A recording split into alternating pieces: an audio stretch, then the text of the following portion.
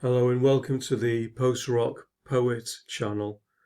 My channel is intended to analyse mostly lyrics, the occasional poem and other related issues.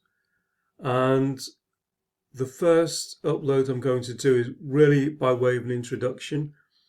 And I thought I'd start off by reviewing a book. And the book is actually related to the band The Doors. The novel Ray Manzarek wrote is called The Poet in Exile. And The Poet in Exile really more than indicates that Jim Morrison's supposed death in Paris wasn't all that we've been told that it is. In a way, this novel tells the quiet stuff out loud, so to speak. So by way of background, Ray Manzarek was the keyboard player with the Doors band, the 60s band, the Doors. Jim Morrison was the singer and lyric writer. He also wrote poetry as well, and he presented himself as a poet, and in his interviews he often cited his influences being poets as well as writers. He was a very well-read and erudite individual, and the Doors recorded 6 studio albums, the last of which was LA Woman.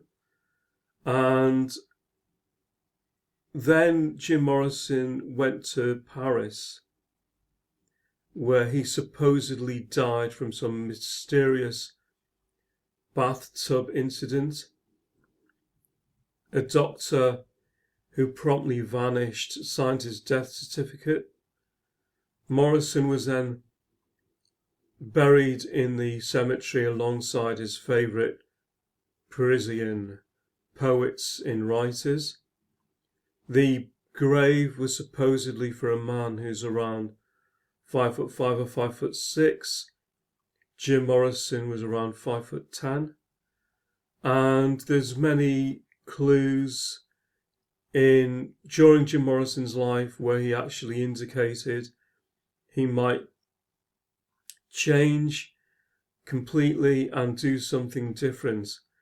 Sometimes that's called predictive programming, or however it is you wish to describe it. It seemed that he wanted on some level for people to know that he might walk away from what he's doing and do something completely different. His background, his dad was the admiral of USS Maddox that was involved in the Gulf of Tonkin false flag. And so Jim Morrison, like a number of many people from the United Kingdom and the United States of America who went on to gravitate towards music, came from a military intelligence background.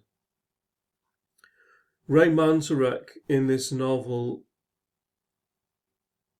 presents a man called Roy, and Roy was a musician in a band that finished because the poet died. And the novel begins with Roy receiving a series of postcards, anonymous postcards, that seemed to indicate to him that there's someone out there that wishes him to go on a journey, and that journey would take him to the Seychelles should he wish to undertake this journey. And he's provided with a series of breadcrumbs in order to encourage him to actually undertake this journey and maybe meet someone that he would want to meet. Now, in the novel, his wife seems quite enthusiastic about this, whilst Roy himself seems somewhat reluctant, regarding it as a wild goose chase kind of thing. But eventually his wife convinces him, go on, go, there might be something to this. So he listens to his wife and goes, well, okay, I'll go, but I'm not so sure about this. He goes anyway. And without giving too much away, about the novel, because I actually encourage you to read this. I imagine most people who will be hitting this will be people who are interested in the Doors. But even if you aren't interested in the Doors and you're interested in the deeper machinations of what might be described or maybe even misdescribed as conspiracy theory in the pejorative sense it's often described, it's definitely worth reading.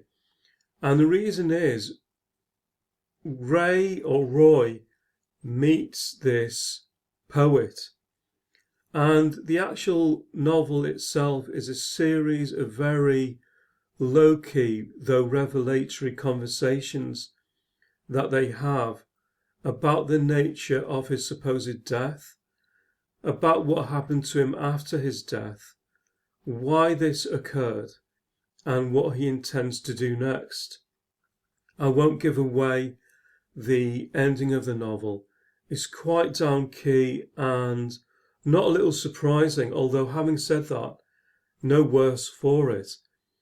And it leaves you with, a lot to think about.